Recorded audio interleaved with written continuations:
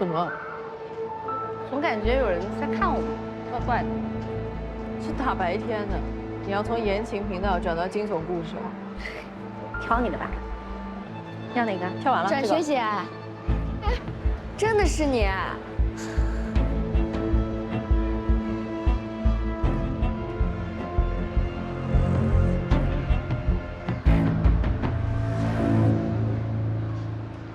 请问你是？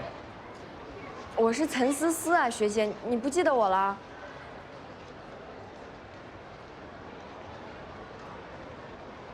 啊！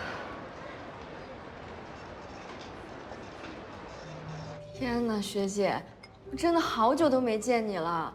我刚刚在那边偷瞄你半天，我还怕认错人呢。哎，你毕业以后就留在杭市了是吗？嗯。这是我们大学学妹岑思思，跟我一样是中文系的。哦，这是我的好闺蜜沈明英。你好，沈学姐好。哎，我记起来了，那时候你跟阮学姐都跟石灿在文艺部，对吧？我跟石灿是发小，我去看他的时候见过你好多次呢。看你们仨从早到晚都泡在文艺部里，真好。哎，对了，过几天他在杭市有个演出呢，你们没约着见一见？我们现在联系的不多，确实也不知道他的行程。哦，确实是他去年回国发展之后，确实挺忙的，就连家里人都很少能见得到他。但是你说再怎么忙，也不能忘了老朋友，对吧？这样，改天我约他时间，咱们几个一起聚一聚，可以吧？哎，学姐，你现在在做什么工作呀？算是自由职业吧。啊，不会是作家吧？算不上，也就是个普通写手。你呢？毕业以后找了什么工作？啊，我呀，我就是在家里的公司上班呢。不过咱们学校真的是人才辈出啊！你看石灿是大明星，学姐你又是知名作家。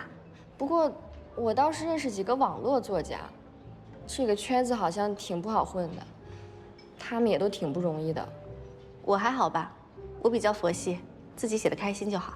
啊，是，现在网络舆论环境也不太好，学姐你能看开点挺好的。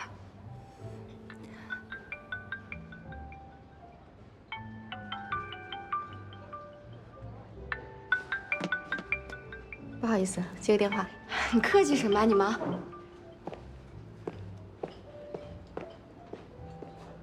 许律师，刚刚得到法院那边的消息，案子进展到追加被告这一环了。这么快啊？许律师，你那边应该很晚了，还在工作？失眠，习惯了。哦。我打电话过来就是想问问你，不知道是不是巧合，你可能和被告认识。认识。他跟你是大学同系，低你2届。他也是恒大的。没错，他叫岑思思，有印象吗？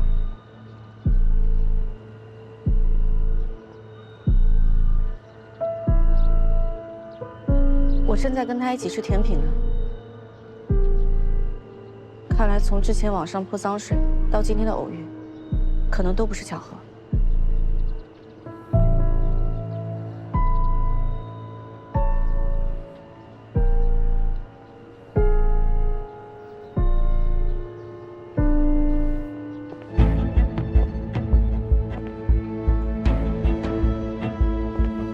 网文圈里都懂的套路：抄袭小透明，剽窃别人的创意，再塞点钱让对方闭嘴。这虚假的声明，温香是把网友都当傻子吧？1年不写东西，到底是灵感枯竭还是没得可抄了？以前那些作品真是他自己写的吗？学姐，你没事吧？你怎么了？你是不是不舒服啊？我看你脸色怎么不太好？学姐，你怎么了？没事吧？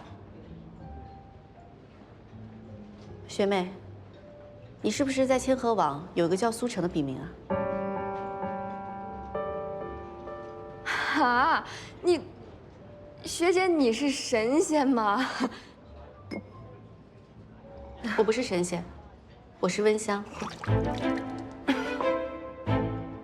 直接坦白局啊！我干脆找个法官来这儿给你俩开庭得了。学姐，你没跟我开玩笑吧？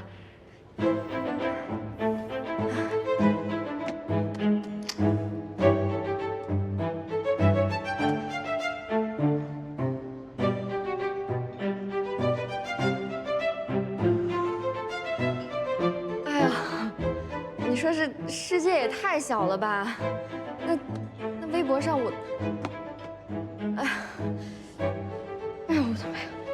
没，啊，我冷静一下。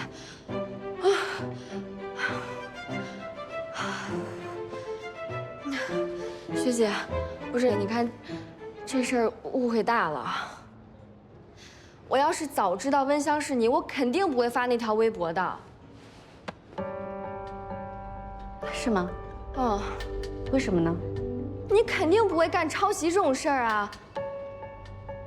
学姐，你是不是把我给告了？你看，这误会可闹大了。我要是早就知道苏晨是你的话，那我就早点告了。本来也是我做的不对，学姐。我也没有想把事情闹大。如果你真的觉得是误会的话，我们也可以考虑和解。真的啊，学姐，那太好了。这事要是让我爸知道的话，他得骂死我。要是石灿也知道了，那他得多为难呀。学姐，你要是愿意原谅我的话，我一定公开向你道歉，争取消除对你所有的负面影响。我以后绝对再也不犯蠢了。你就是让我当牛做马，我都愿意。你也知道你做人不行啊。多大的事儿啊！但是和解程序我确实不太懂。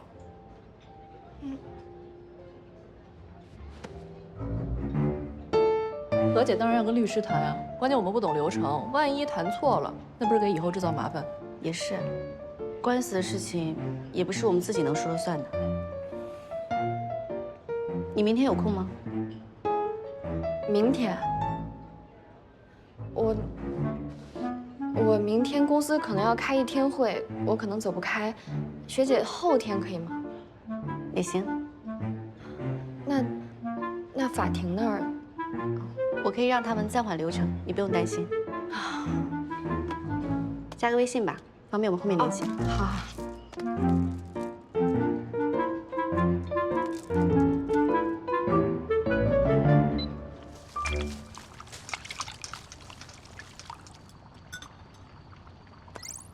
这是整理好的和苏晨的对话内容，辛苦两位律师看一下。从对话内容判断，岑思思可能真的不知道你就是温香。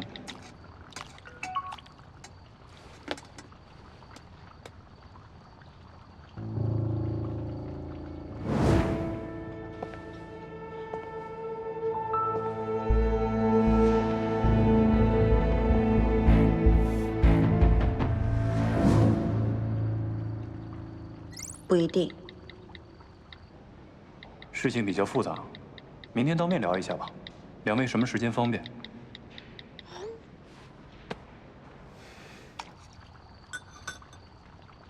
明天下午1点可以吗？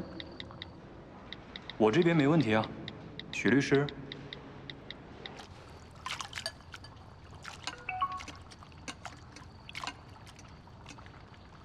推迟4个小时。啊？你那边岂不是凌晨啊？时间上午都可以的，以许律师为准就好。行，阮月，那明天咱们就下午5点公司见。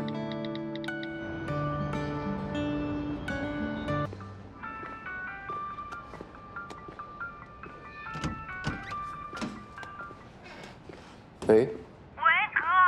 哎，气死我了！那个苏成竟然怂恿我起诉阮玉学姐，我发给你看。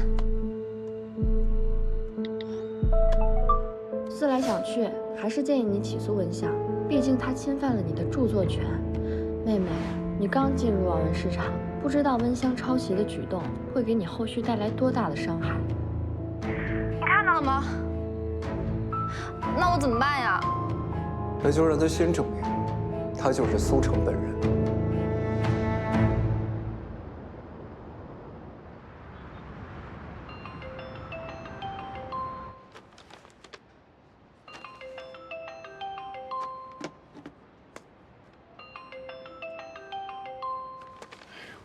许律师应该是睡了吧？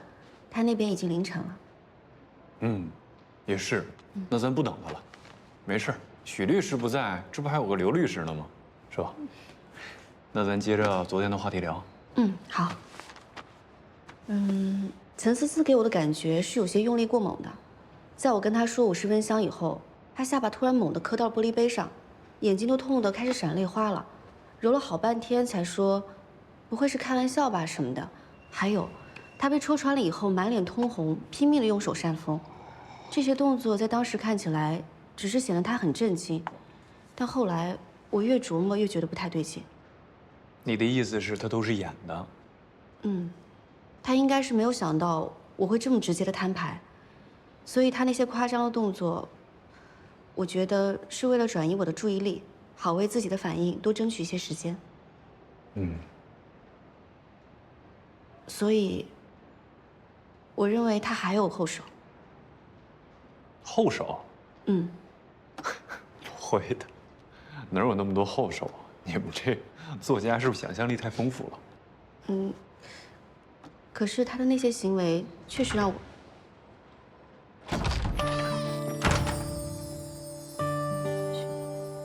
许律师，你怎么回国了？你不说律所见吗？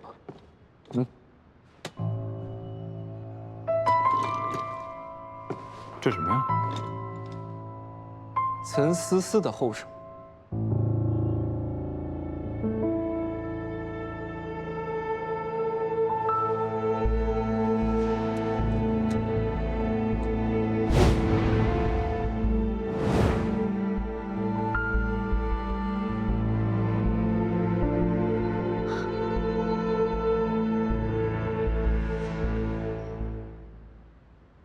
这也太绿茶了吧！不好意思啊，有点激动。绿茶是？你照照镜子就知道了。不过我有个疑问啊，你们是怎么联系上写诗人的？我之前联系过他，他总是神神秘秘的，最多也就只愿意出一个声明。现在他居然能配合你们当卧底。我们是专业的律师，当然也要有一些专业的办法了，要不然你这代理费我们不是白拿了吗？那像陈思思这种故意上门挑衅，而且明里一套背后一套的人，请问两位专业的律师，我们接下来应该如何应对？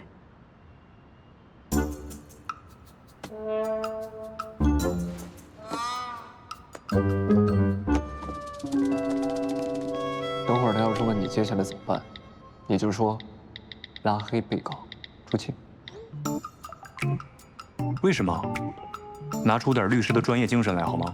这种时候应该再做一次网络证据保全。我知道，你按我说的答就行了。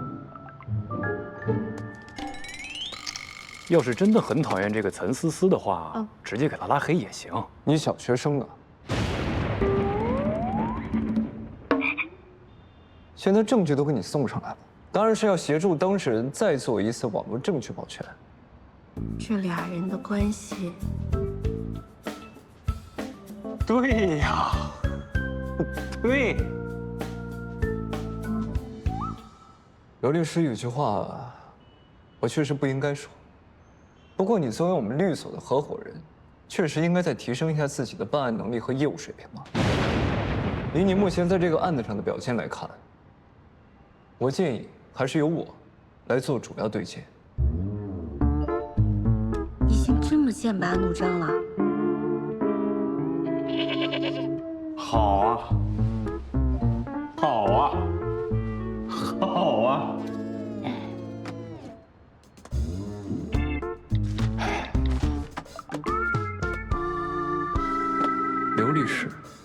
别往心里去。许怀颂啊，你个老狐狸啊！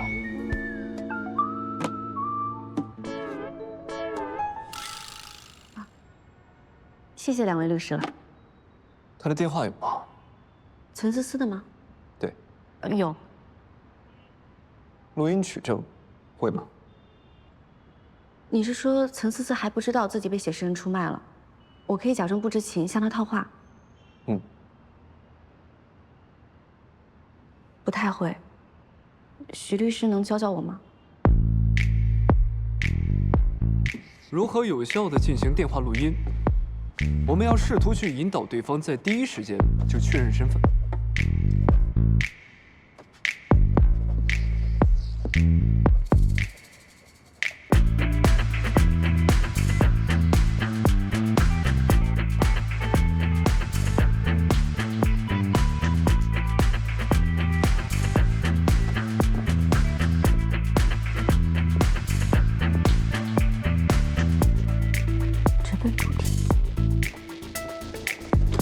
我明白了，就是说不能跟他绕太长的时间，要尽快引他说出重点。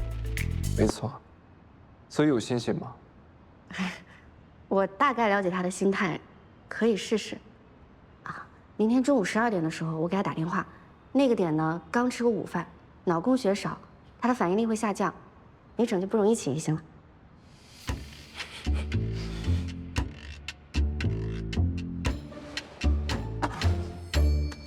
瑞月，那明天你吃完午饭以后，你的思考能力会不会也下降啊？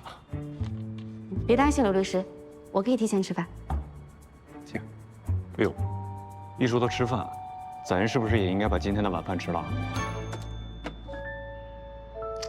都这个点了，不好意思啊，打扰到这么晚。要不我请你，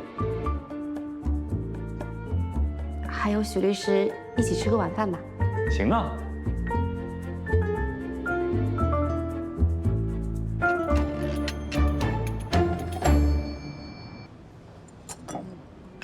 非常感谢这段时间许律师还有刘律师对我的关照。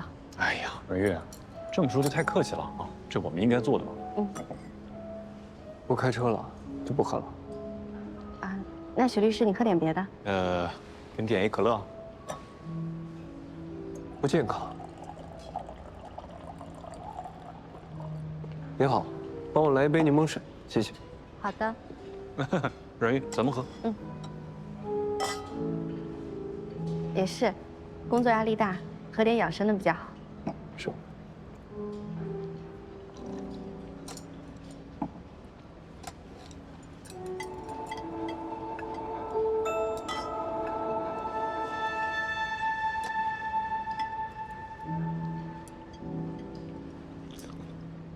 来，尝尝这个。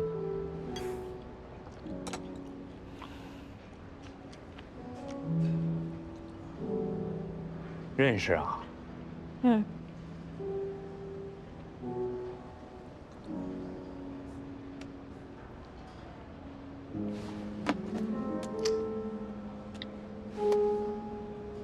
阮小姐，我提醒一下，未经他人允许擅自拍摄他人照片，会有一定的法律风险。我不光要拍照，我还要抡拳头呢。啊？要帮忙吗？不用了，私事。你欣赏这款香水，味道很不错。我是专门见您挑选的，您不觉得很符合你优雅的气质吗？是吗？这个香水是我陪你女朋友买的，我怎么不觉得它符合这位小姐的气质呢？阮玉，这么巧啊？是啊，无巧不成书嘛。要是不巧的话，我还看不到这一幕呢。你觉得那人是谁啊？你没听他刚才说吗？私事，肯定前男友啊。都前男友了，有必要这么生气？没有爱，哪来的恨呢？这就是心里没放下。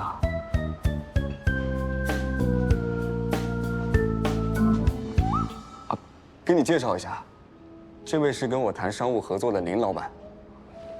这位是我是张川女朋友的闺蜜。林老板应该不知道张川有女朋友吧？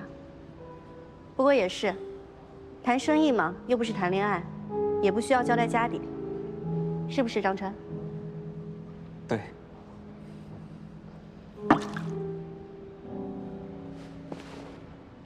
想和我谈生意的人多了，你算老几？我凭什么和你谈？人家。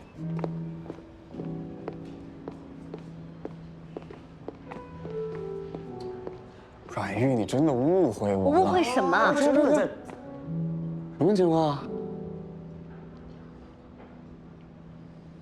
这谁啊？我女朋友闺蜜。管的有点太宽了吧？我们好好的合作，你给我搅黄了。你们那是正经谈合作吗？什么合作需要摸着他的手谈啊？摸下手怎么了？我摸一下你的手怎么了？你干嘛？我想摸呀！我就。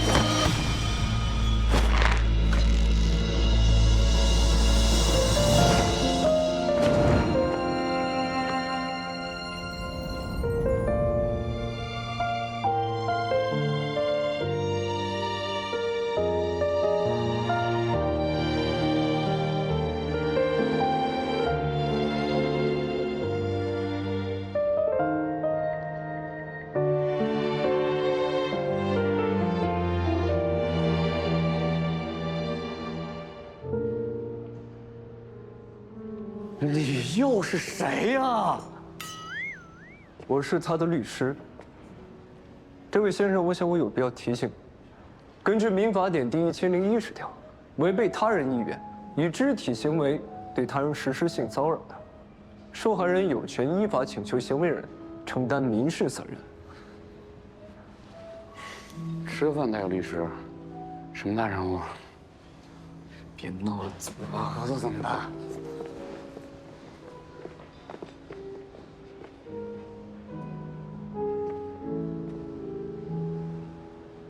没事吧？吃吧。不好意思啊，刚才因为一点私事耽误了我们吃饭的时间。哎呀，你这么说又见外了。没事，我们都吃得挺好，是吧，怀松？嗯。不过你好像要迟到了。啊？下个当事人的会面。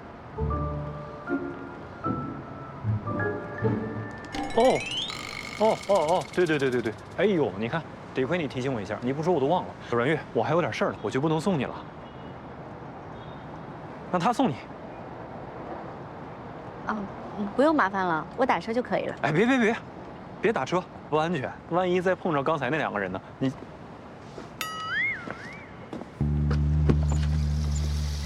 上车。去吧。那谢谢许律师。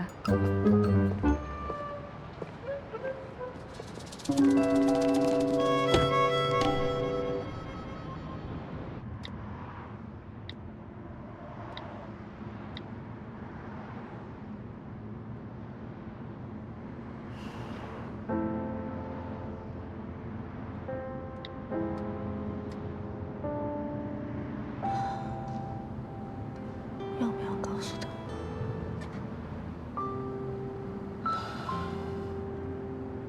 你如果需要法律帮助的话，可以说。哦，好。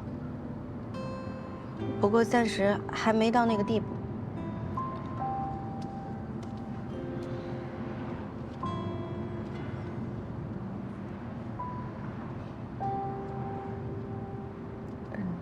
许律师，你说，如果看到自己的男朋友在摸其他女人的手，是不是就可以断定为他在劈腿？你确定那还是男朋友？当然确定了。于情可以，但于理，证据不足。这都摸上手了，还不能断定为他是在劈腿吗？不能算作确凿的证据，但你有和他分手的权利。我和他分手。嗯。许律师，你误会了，那个人是我闺蜜的男朋友。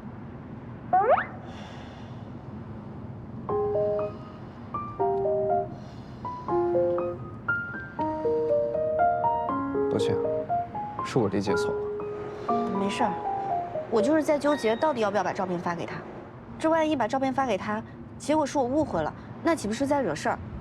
可如果他真的是个渣男，在劈腿的话，如果他们真的相爱，不会因为你发了一张照片而分手。如果他们本来就存在信任危机，就算你不发这张照片，他们这段感情也迟早会走到头。有道理哎。许律师，你在感情方面还挺有见解跟经验的。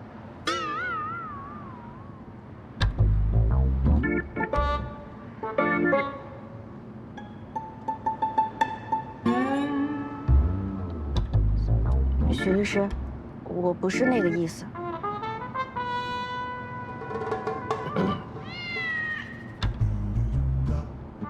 我在国外也会接一些离婚案，看得多了，经验自然就会多一些。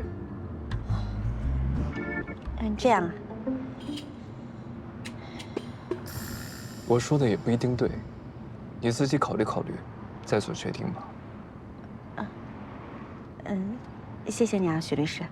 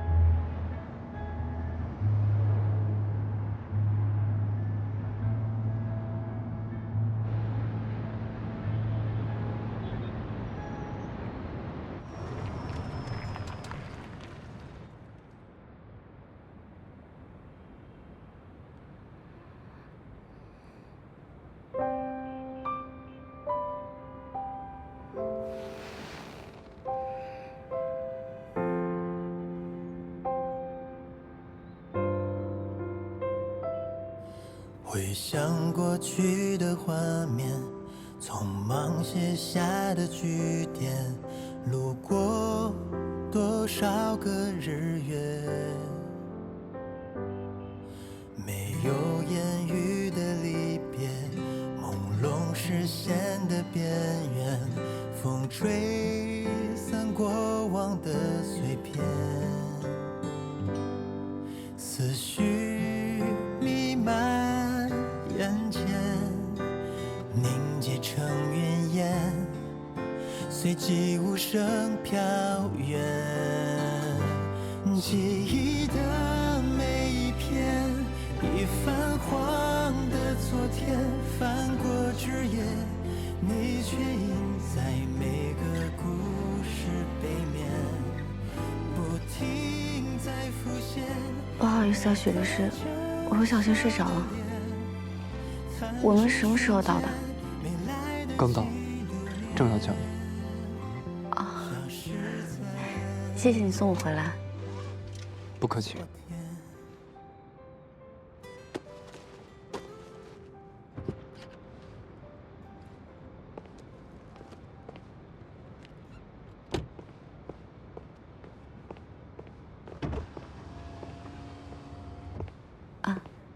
那我先走了，许律师，你路上注意安全。嗯，再见。嗯。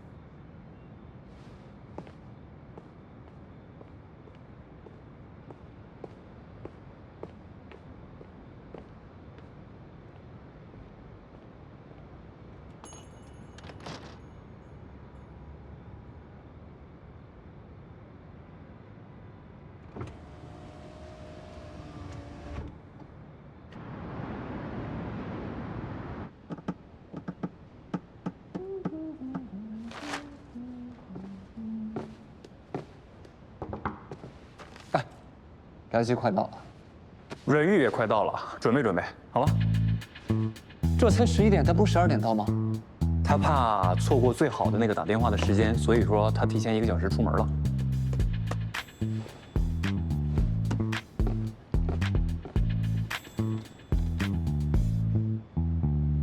怎么接电话呀？哎，你好，你好，问一下，那个志坤律师事务所是这儿吗？嗯，是的。这是那个叫什么许怀啥的外卖这是？啊，您好。啊，请问是许怀送的外卖吗？好像是的。啊，那你给我，我给你带上去。啊，麻烦你了，谢谢啊。接电话。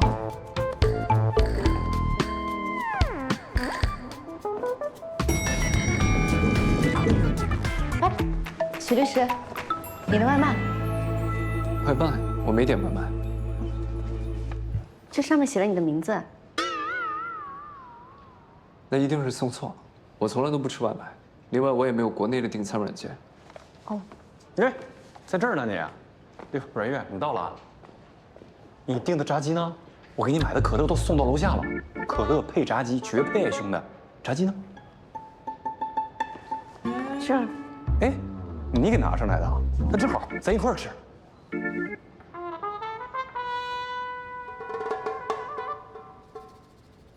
哥，别说，婉玉学姐现在可能已经不喜欢你了。就算还有点什么，她心里那个人也根本不是真的你。她连你爱吃炸鸡也不知道吧？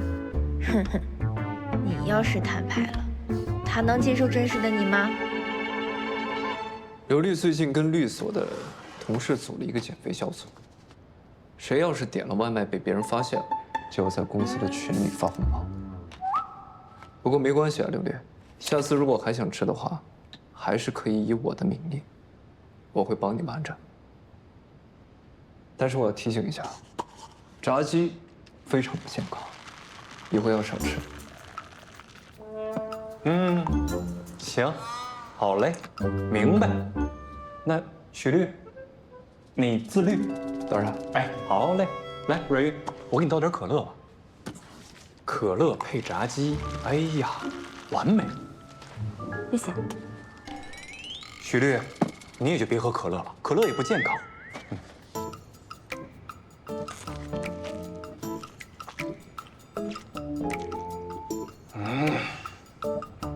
真好吃。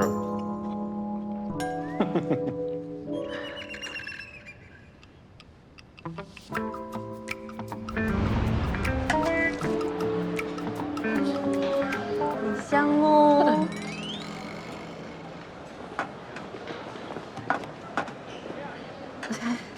明明，你想吃鸡腿吧？你吃。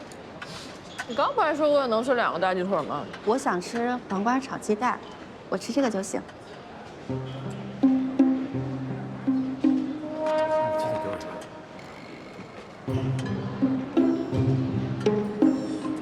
鸡腿无所欲也，许怀颂亦无所欲也，两者不可得兼，舍鸡腿而取许怀颂者也。真不吃啊？不爱吃，那就归我了。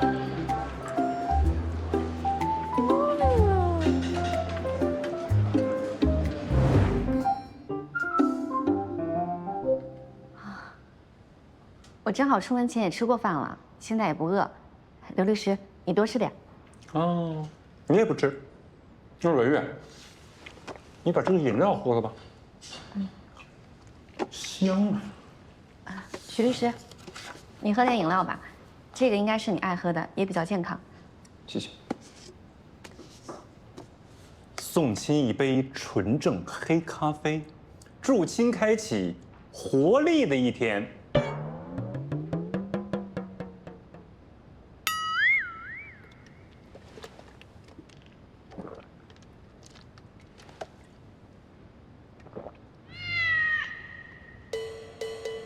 上回许律师喝咖啡也像喝可乐一样，不苦吗？习惯了。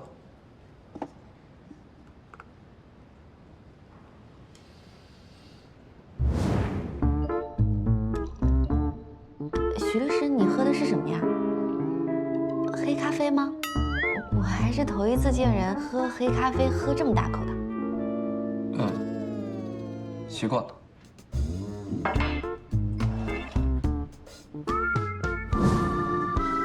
可有些事情啊，苦不苦的，只有自己才知道，对吧，许律师？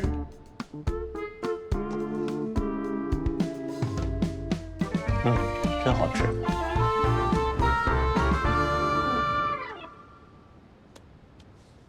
那我打了。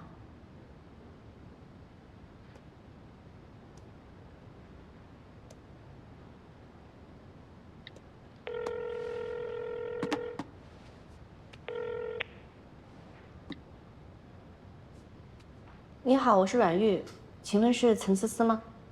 我是学姐，我存过你号码了。身份确认。你现在方便说话吗？方便的，你说。是这样的，本来和解的事情，我打算请律师和你谈，但我想了想，觉得还是应该先跟你聊一聊。其实前段时间有家影视公司跟我聊过版权改编的事儿。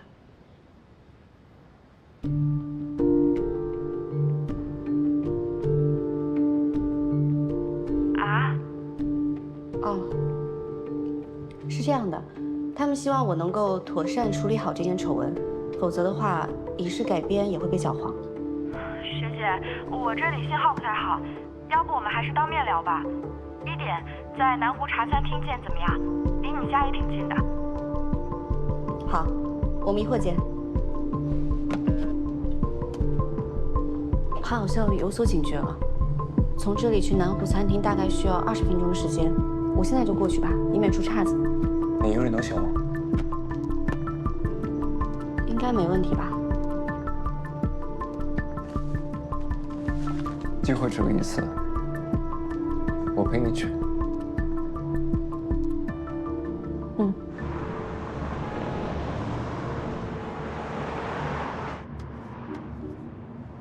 录音笔，上推录音，下推保存。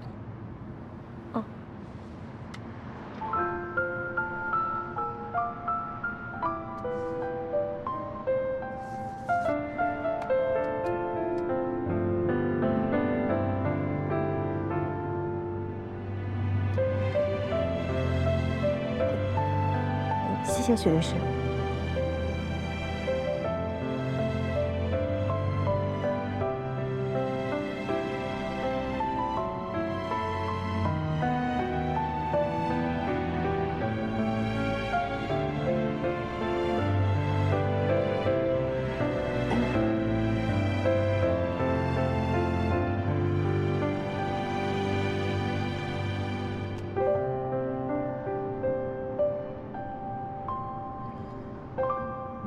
本来觉得打电话套话也没那么难，但是真要见面了，感觉心跳都加速了。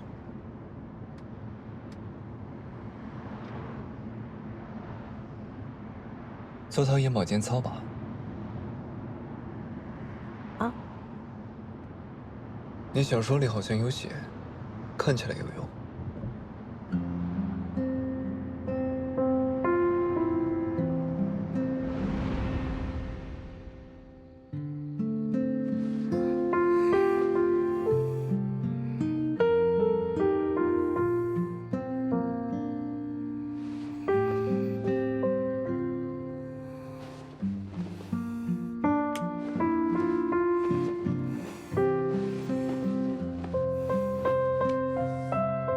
不起，签错了。签错了。那对的人是谁啊？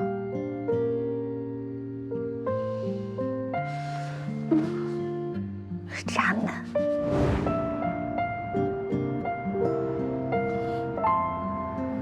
小说嘛，都是骗人的。做眼保健操是骗人的，还是喜欢我是骗人的？眼保健操管什么用？那天明明是骂了他100遍渣男，才成功冷静下来睡着的。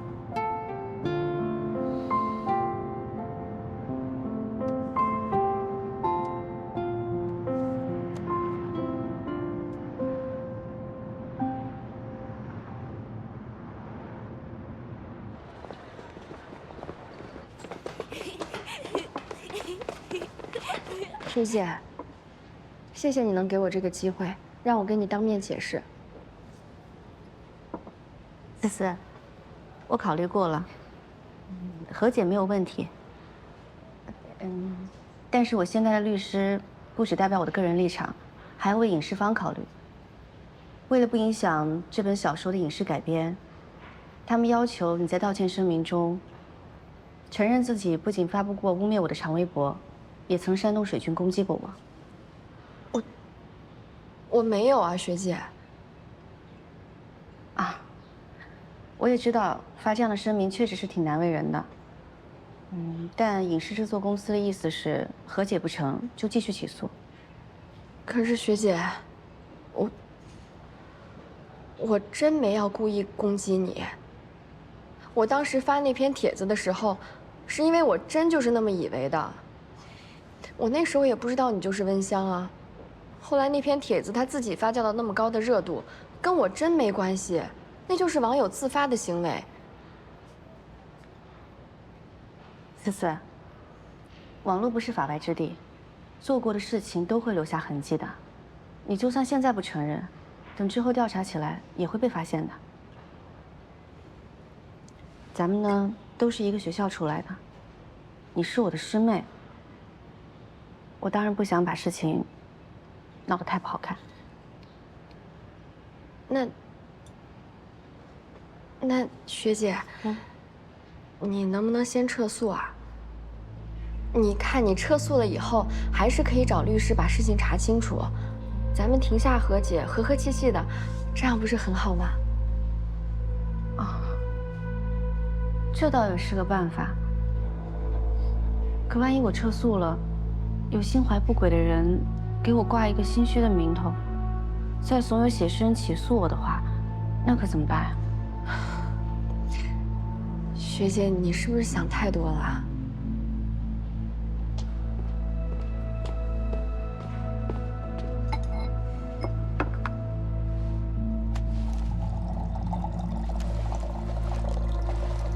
如果对话陷入僵局，可以跳脱出原本的思路，尝试换个话题带动他的情绪，让他放松警惕。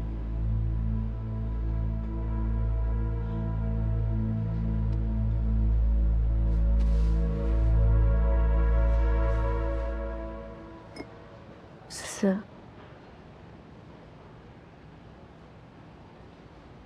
其实我最近过得特别不好。我知道，以现在的这种情况，别说影视版权卖不出去了，再这样下去，网站跟我解约也是分分钟的事儿。怎么会呢，学姐？你可是网站的摇钱树。现在作者一茬接一茬，很快的。等我被清河网踢出了局，别的网站肯定也不会再签约我了。学姐，你多虑了。就算真有那么一天，至少石灿他肯定不会袖手旁观的。毕竟你当年在学校那么关照他，对吧？他现在那么忙，不会顾得上这种小事儿的。我本来还想只要真的是你买的水军，有13这层关系在，至少我还可以求求你。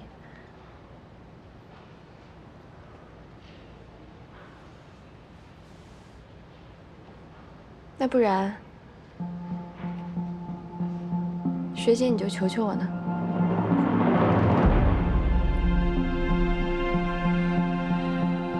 真的是你？你从一开始就知道温香是我？我说我不知道，你不也没信吗？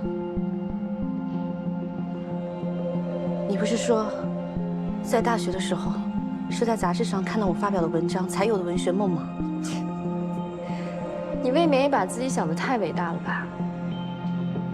从那时候就开始抄了吧？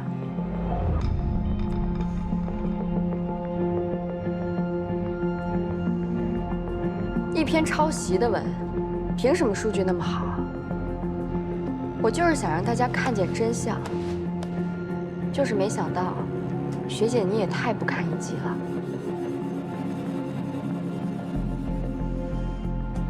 我不过就是买了那么一点儿水军，你就不行了？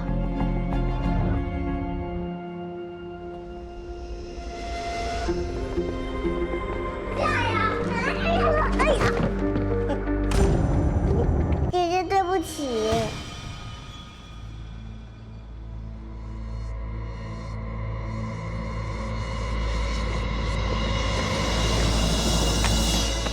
抱歉啊，没看住孩子。没关系。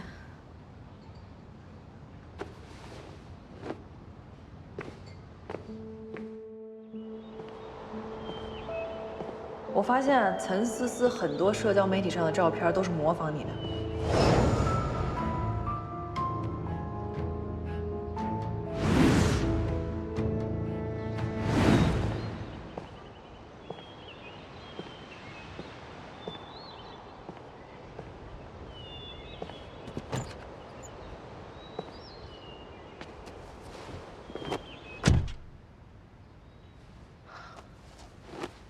刚刚在想什么？许律师，幸好你刚才眼疾手快，不然我差点就露馅了。表现还不错。我的演技，是不是能上8点档啊？够糊弄外行的。意思他是内行，那我这演技在他面前，陈辉，一会儿你送一下阮小姐，记得把录音备份给她留律。好。许律师，你不回律所吗？对，我要去机场了。你是现在就要飞回美国啊？那你这一次是专程为了我的案子飞回来的？在阮小姐眼里，我是这么闲的人吗？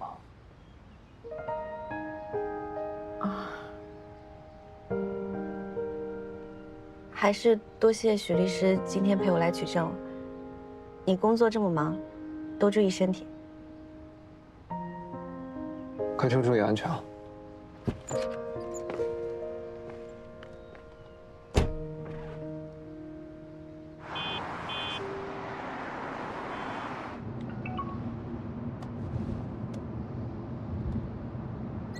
学姐，刚才是我情绪失控了，说了很多违心话。其实我没做那些事儿的。你还在南湖附近吗？这是反应过来被录音了，来找补了吧？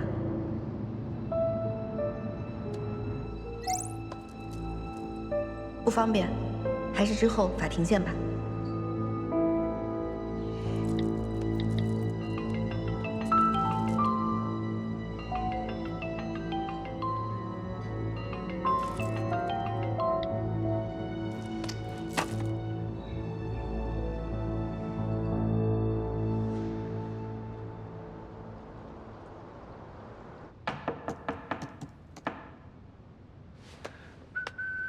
Come in. Hello? Hello, Mr. Shu. It's for you. Flowers for me. It's the flowers that you bought. And don't worry, the payment has already been made. Can I help you move in? Sorry? No. Oh, what's the problem? I just really don't need them. And do me a favor, and sort them out. No need? Thank you. Okay, okay. Bye. Bye, bye, bye, bye, bye.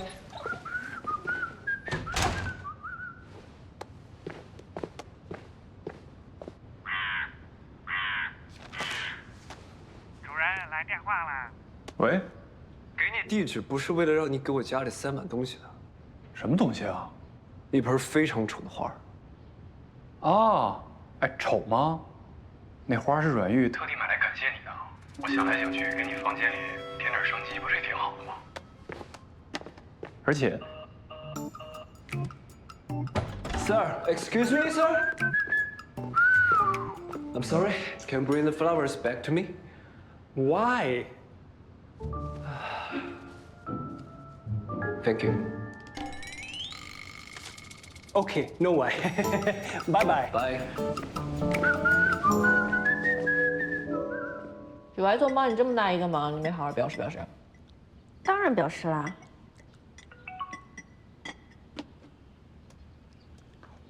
你看，我送了他花，刚牵手。果然啊，写言情小说的人就是会玩浪漫。送的什么？是卡布奇诺还是蓝色妖姬？哦，卡罗拉也不错。长寿花，既能清热解毒，又能安神醒脑，还有助于睡眠。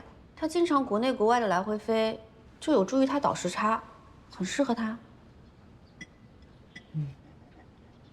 走实用路线啊，也未尝不可。那是只送了他一个人吗？哎，慢点啊，猫哥，慢点，没事没事，这不重的。放哪儿，猫哥？放那儿。行，往这个角落，放那个角落是吧？那之前那个呢？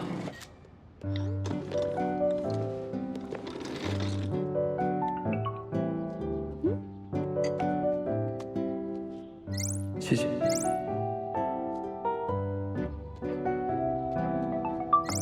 客气了，许律师。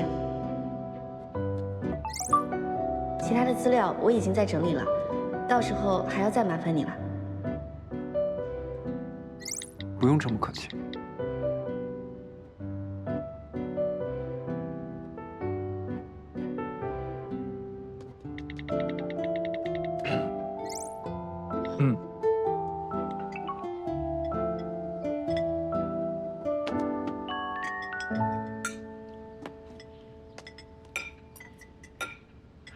谢谢姚丽蓉让我去趟公司，不知道又要发什么疯。感谢委托人阮小姐送的发财树。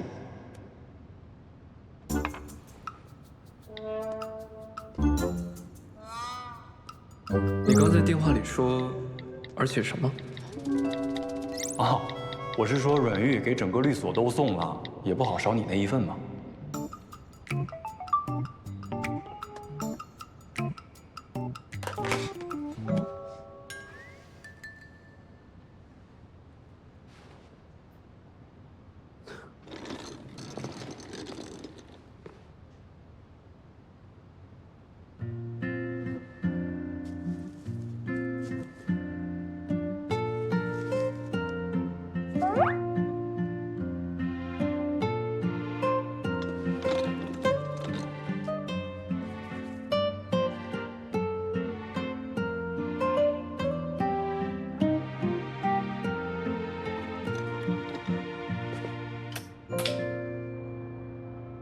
解约？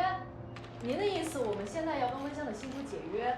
你知道这些日子有多少网友到我们的官博底下骂吗？说我们要出版抄袭的作品，不要脸。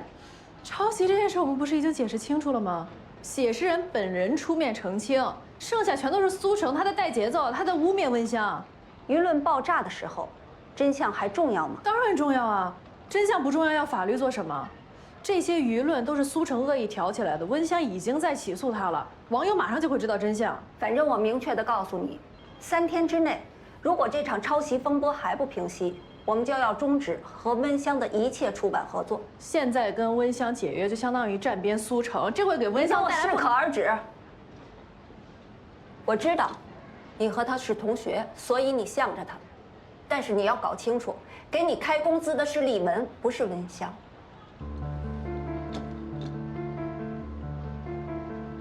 您要非说工资的话，当初我刚进立文的时候，公司什么资源都没给我。我看中的作者，但凡有一点起色，就会被别的编辑挖走。是温香，他把大家都看好的小说给我做，100%的信任我。他除了是我的朋友，我的同学，他更是我事业上最好的伙伴。如果没有他，我在这行早就混不下去了。如果我没记错的话，您做到这个位置，应该也有温香的功劳吧？像现在这么黑白不分、过河拆桥，以后谁还敢跟我们合作？沈明英，你最好谨言慎行一点，别让人当靶子。如果当靶子能挡在温香前面，这个靶子我当定了。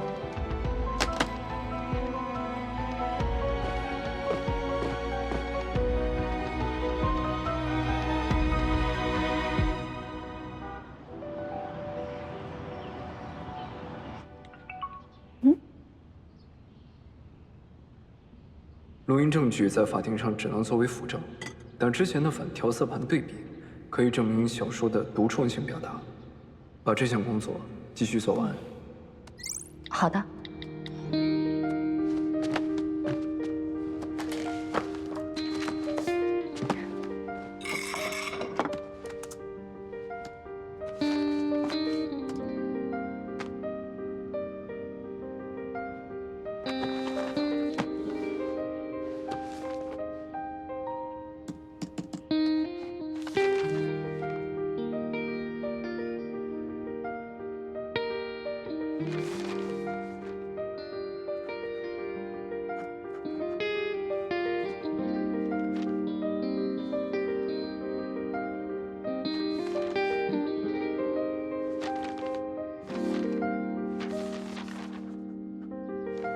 徐律师，第13章我没有别的问题了，晚上我再整理一下。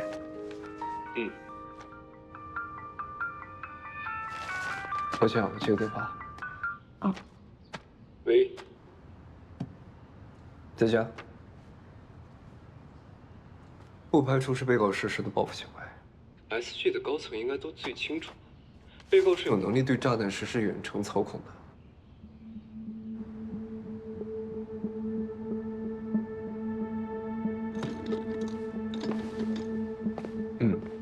那是警察的事情。好，那你们处理吧。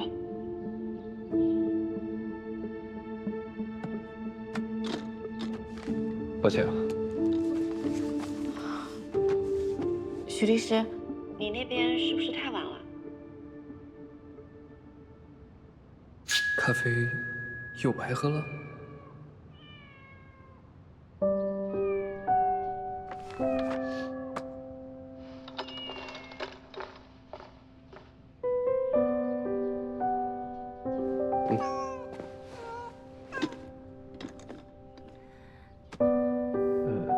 你刚刚说什么？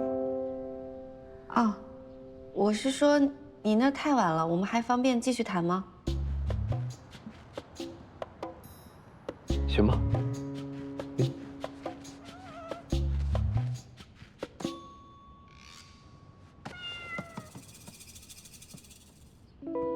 那就第14章。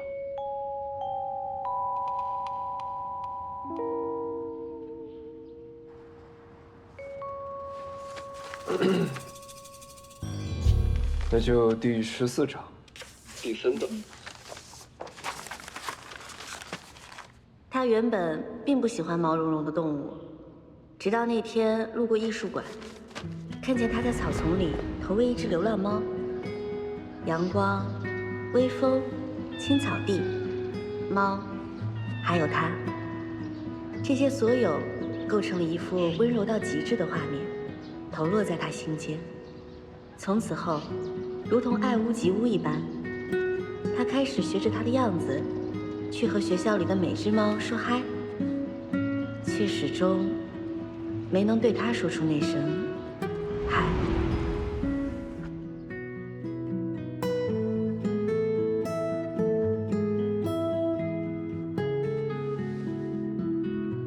许怀颂本来就喜欢猫，我为了粉红泡泡瞎改什么呢？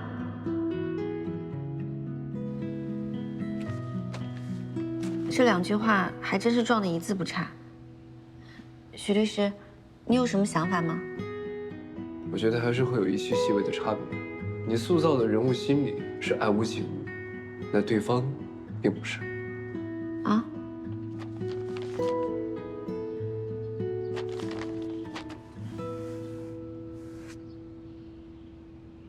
哦，我知道了。写诗人的男主是早就知道女主要路过艺术馆，刻意表现了这一出的，所以他不是什么爱屋及乌。是我先入为主了，我忘了他把男主改编成心机男了。心机是贬义词吧？不是，许律师，你别又误会我对这个男主有意见。我很理智、很冷静的在分析的。心机也算是个中性词吧。往好的说，说明这个男主很聪明嘛。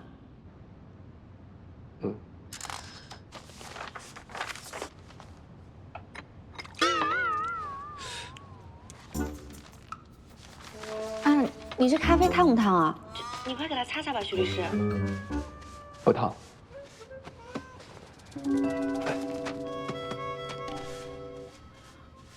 许律师，他多大了呀？有没有打完疫苗？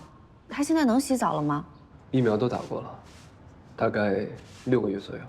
哦，行，那你还是帮他洗洗吧。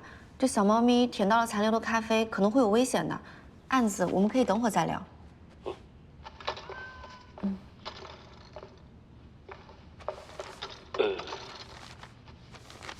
怎么洗？你不会？这不是你的猫吗？那是谁寄养在他这的？怎么洗？你需要给它准备猫浴液，吸水毛巾，最好还有烘干机。然后把小猫放在澡盆或者洗脸池洗都行。需要用38到40度的温水。你要等等。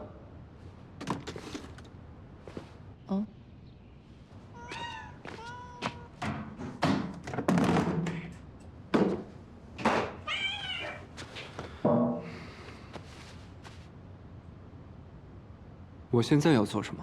你先把水温调一下，等会儿别用花洒直接淋它。然后呢，先把水放到澡盆，水位一定要稍微浅一点。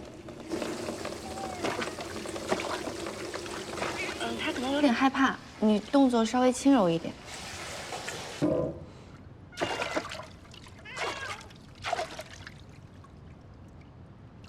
现在应该怎么做？你可以左手捏住它的脖子，下手不要太重啊。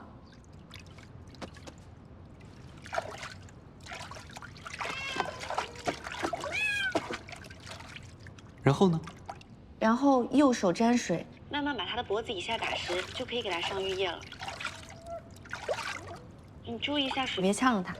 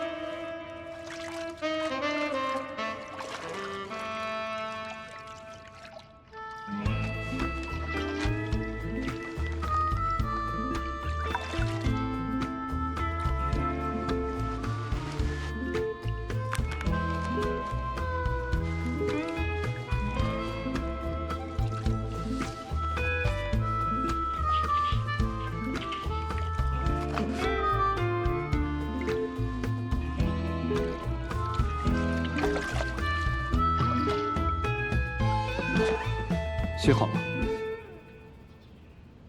哦，好。许律师，那你拿那个吸水毛巾给它擦一擦，再给它送到烘干箱里面，擦的时候轻一点，然后烘干机的声音也调小一些。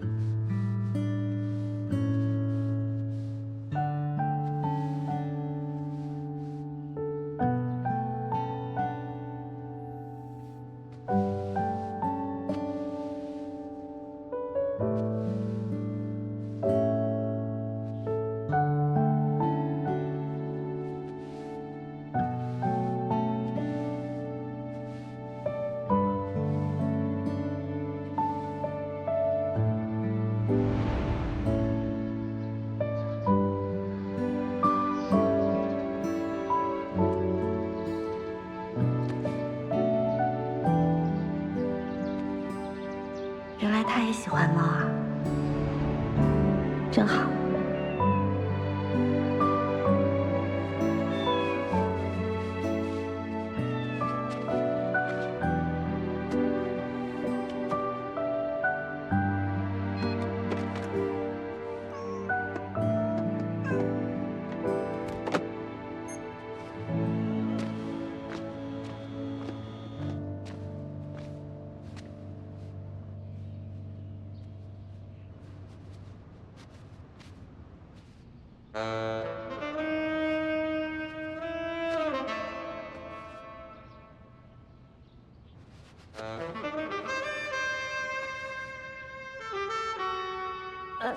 许律师，我还在这呢。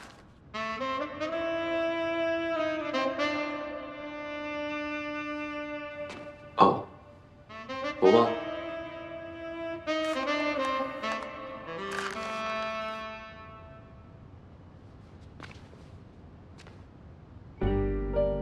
我要洗澡。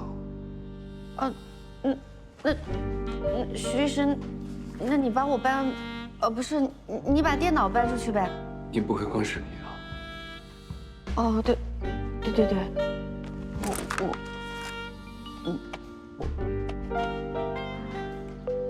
天哪，裸男！哇！许怀颂，干嘛？你干嘛？什么情况？我从实招来，快！我招来什么呀？他家猫把咖啡溅了他一身，他又不会给猫洗澡，他又溅了一身水的，就是你刚才看到的场景了。哎呦！哎，不对，有疑点。什么疑点？首先，他养猫；其次，他养猫不会给猫洗澡，所以会给猫洗澡的人是谁？你是说，他家里还有别人？他有女朋友？也可能他平时就是带猫去宠物店洗了。不过你说这种情况也是有可能的。确实。他家明明有烘干机，家里应该是有人给猫洗澡的。再说了，他也老大不小了，人又那么优秀，没有女朋友才不正常吧？哦，对，有这个事儿我忘说了。好消息，你们网站官微可发声明了啊！说经过调查确认，写诗人承认自己不是原创，苏城对你的指控又没有证据，所以最终确认您就是清清白白的原创作者。我声明发给你了，你看看。刚刚都没注意。两位律师，这是千和网发的调查声明，能否在法庭上作为辅助证据？你是没看见我们主编那个嘴脸，昨天还在那儿一通突输出，跟个机关枪似的，结果今天呢，看到声明，态度180度大转变，变脸那个快呀！果然，能屈能伸的人才能做到那个位置。你又跟你主编吵架了？没有啊，我是据理力争，他无能狂怒罢了。辛苦姐妹为我挡子弹。没关系，你请我吃饭就好了。请你吃好多饭。好的。有了这个调查声明，诉讼的胜算会更大。不过陈思思被网站当众打了脸，估计又要安排水军带节奏了。小问题，既然捂不住别人的嘴，那我们就自己闭上眼啊，眼不见为净。嗯，还真是。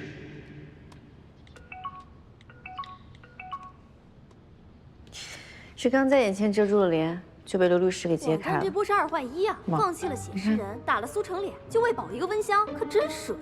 谁更赚钱就保谁呗。不过要我说啊，温香这成绩也就是运气好，明明苏成写的更好。这个社会需要正义的发生，我还是无条件支持苏成。你很闲，还好啊。那就拿去重写。你这律师声明力度不够。我不要面子的吗？声明机会只有一次，如果不能一针见血，就等于一败涂地。是当事人的权益重要，还是你的面子重要？你行你来。刘律师，这回没开玩笑，你这工作真不够到位。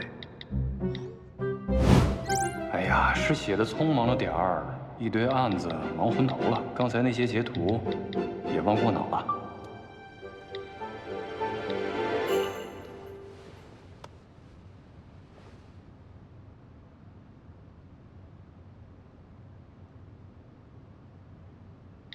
录音证据已经固定，可以跟被告正面开战。刚才的网站声明只是第一步，出现舆论反弹是正常现象，不用在意。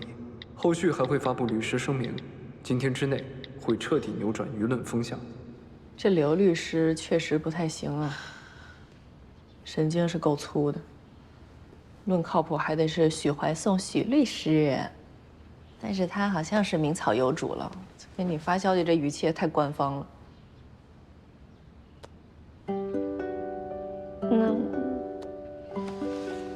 那我也再官方一点吧。好的，许律师，你和刘律师都辛苦了。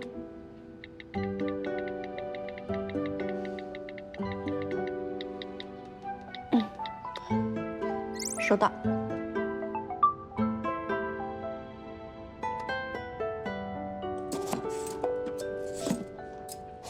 你记不记得以前你每次连载的时候，都有人来阴阳怪气，说苏成的文比你的好看多了。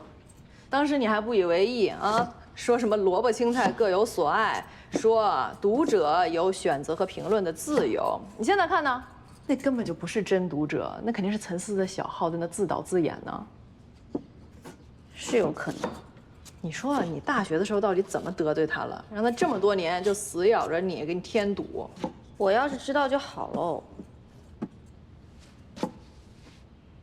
你抢了奖学金了？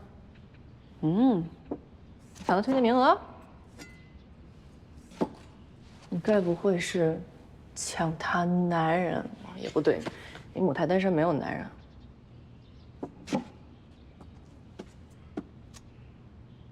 艾米，你说这事儿会不会跟李时灿有关呀？听他那天在商场提起李时灿的语气，好像是对他有意思啊。哦，不会他又针对你又模仿你，是把你当情敌了？我对李时灿又没那意思，他这种情况应该叫做假想敌。哦，精准。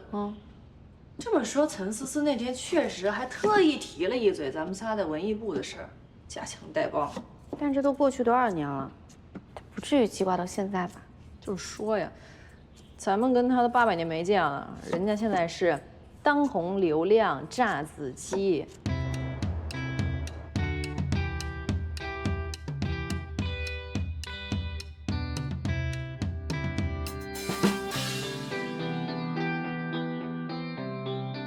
大家好，我是李时灿，非常感谢大家今天来我的直播间。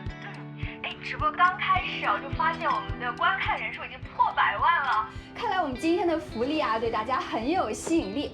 没错，我们今天呢就是要给我们的灿星们发福利，跟时灿玩一场真心话大冒险。李时灿当了大明星也没什么架子啊，还跟粉丝玩真心话大冒险呢。既然大家想看，那我们今天就一起玩吧。好，那你敢不敢接受挑战呢？当然。这律师声明才刚发出去，营销号的道歉声明就来了。之前被陈思思买通那些水军也都熄火歇菜了。许怀松有点东西啊。我们主编今天还跟我说呢，说你现在形象好，让我催你赶紧更新，抓住这波热度。正话反话都让他说。吃吧吃吧。规则如下，就是大家可以在评论区发出你希望石灿做的事情。如果被选中的话，石灿不仅会完成你的指定动作，而且还会附赠签名照一张。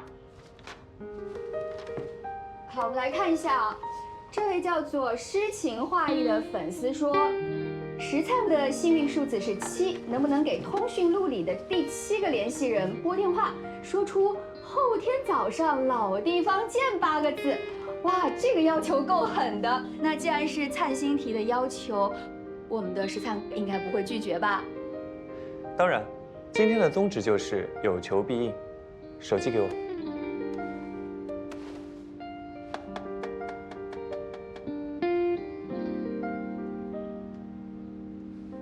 好，我们来听听看，究竟是哪一位幸运粉丝宝宝？这游戏刺激啊！要是我就给我妈打电话，肯定不会出错。是啊，谁有你那么机灵啊？嘿嘿。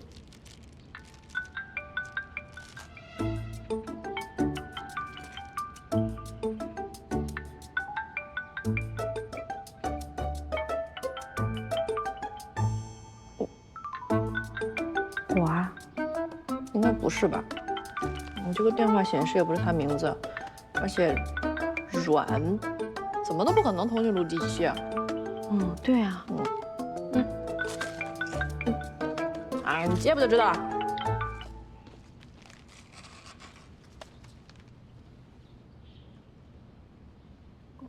喂，喂，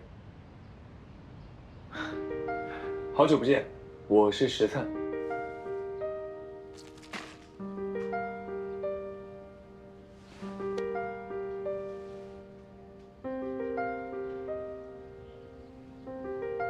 好久不见。你最近过得怎么样？挺好的。那还住在之前的地方吗？嗯。我刚从国外回来，想找你叙叙旧。那我们后天早上老地方见。好。那回见，拜。这也太巧了吧！什么叫打瞌睡有人递枕头？你就见面啊，你问他陈思的事儿啊？哎呀，这评论区都炸了。怎么是个声音这么好听的妹子？灿灿，你们不可以老地方见啊！刚才是谁出的题？出来我们一块好好疼疼你。你们啊，就会给我找事情。等下播以后呢，记得提醒我去跟人家道个歉，不然到时候把人家割了，就不好了。还是跟当年一样嘴巴甜，3-2句话就迂回澄清了，不会赴约，哄好这么多粉丝，真厉害。那他的意思就只是玩游戏，没打算约你啊？行，哎，那到时候他给你打电话的时候，你问问他陈思的事。这不太好吧？我跟他都这么长时间不联系了，上来就问这种事情也怪尴尬的。而且他也不知道我的笔名，肯定也不了解到底发生了什么事儿。那今天就辛苦各位老师了，辛苦了，辛苦了，辛苦啦！各位，石灿给大家准备了奶茶，在外边的休息区。啊，今天辛苦大家了，谢谢谢谢。小飞带一下，好。老师们这边请，我带你们去领。辛苦了。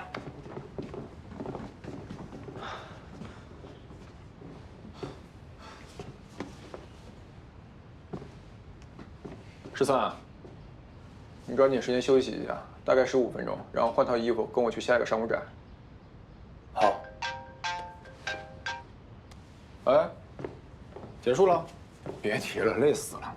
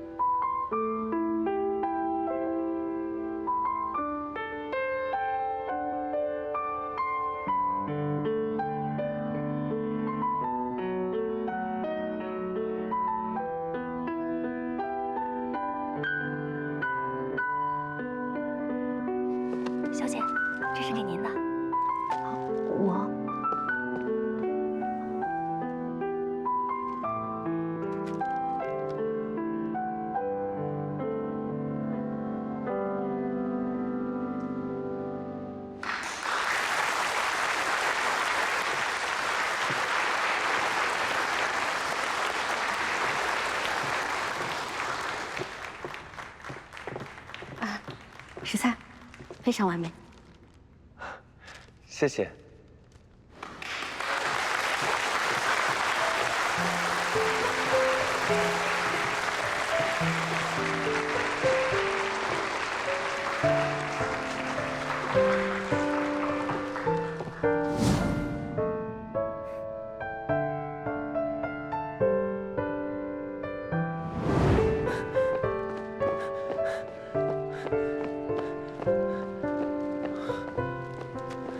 什么情况啊？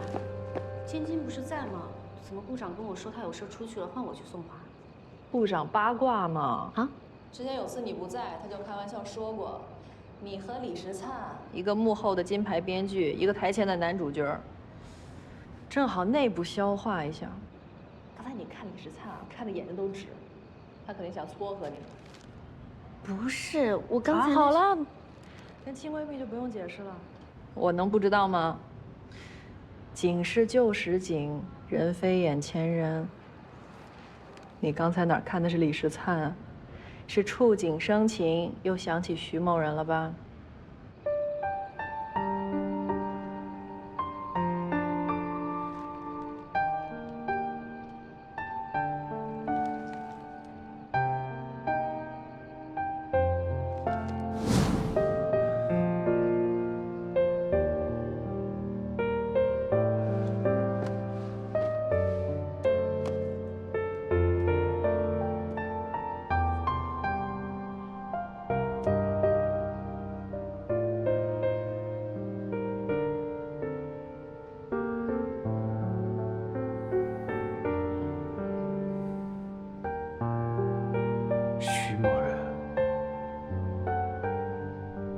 是你的男主角吧？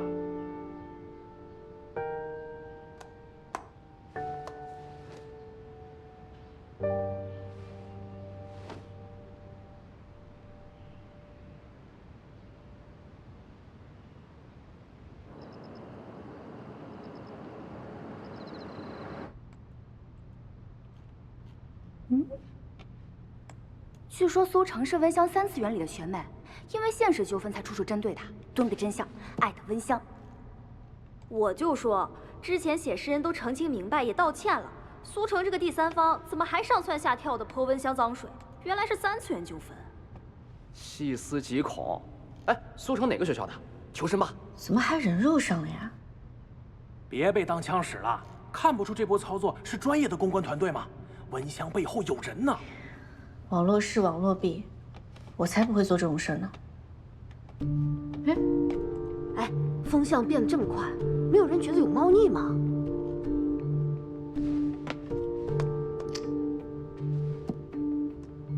许律师，你看微博了吗？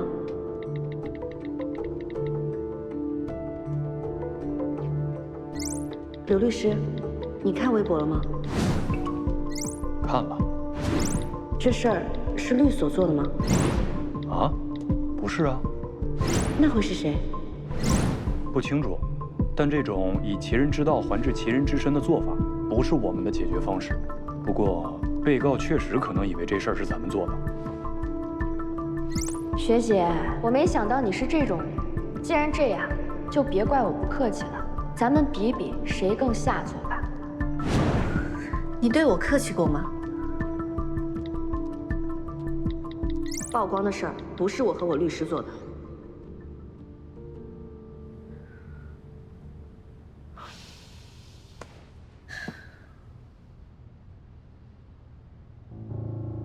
不排除是被告实施的报复行为。SG 的高层应该都最清楚，被告是有能力对炸弹实施远程操控。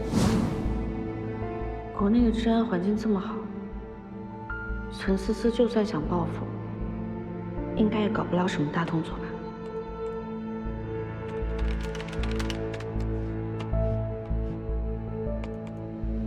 一个不可思议的传奇 ，SG 因莫须有的侵权事件遭到同行起诉，受丑闻波及，股价暴跌，面临严重的经济危机。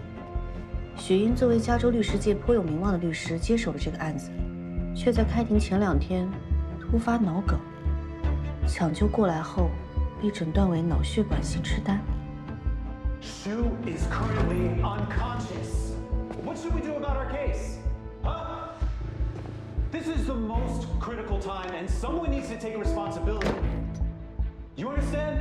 If no one is responsible, I will sue your firm. Just bear with me. I don't want to bear with you. Mr. Robinson, now I'm on it. 最后，许英的儿子许怀颂站了出来，称自己之前跟随父亲学习，从头到尾接触了整个案子，可以来负责。案子再拖下去，股市情况将持续恶化。董事会在最后关头选择了许怀颂，没抱太大希望，毕竟林正焕军师是大忌。但结果是 ，SG 胜诉了，许怀颂凭一己之力，帮助 SG 起死回生。